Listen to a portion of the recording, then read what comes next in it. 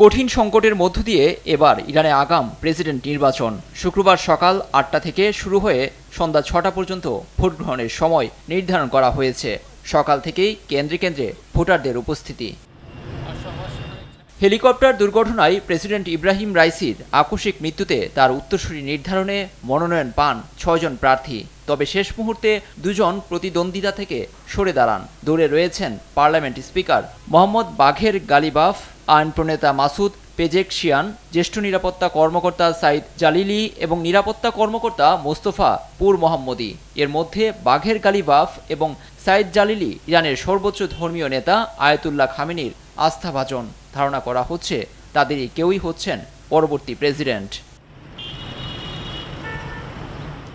সকালে নিজের ভোটাধিকার প্রয়োগ করে দেশবাসীকে ভোট কেন্দ্রে যাওয়ার আহ্বান জানান সর্বোচ্চ ধর্মীয় নেতা আয়াতুল্লাহ খামেনি। নির্বাচনের দিনটি ইরানিদের জন্য খুশির দিন।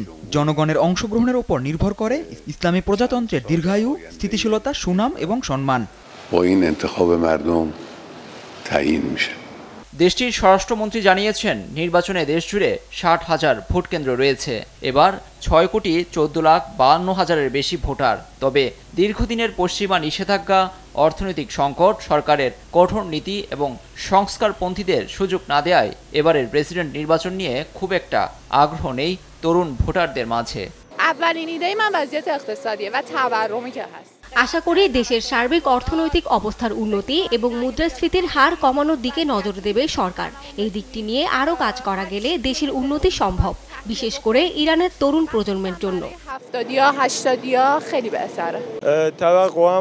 ইরানের জনগণ পশ্চিমা নিষেধাজ্ঞার বিষয়ে চিন্তিত।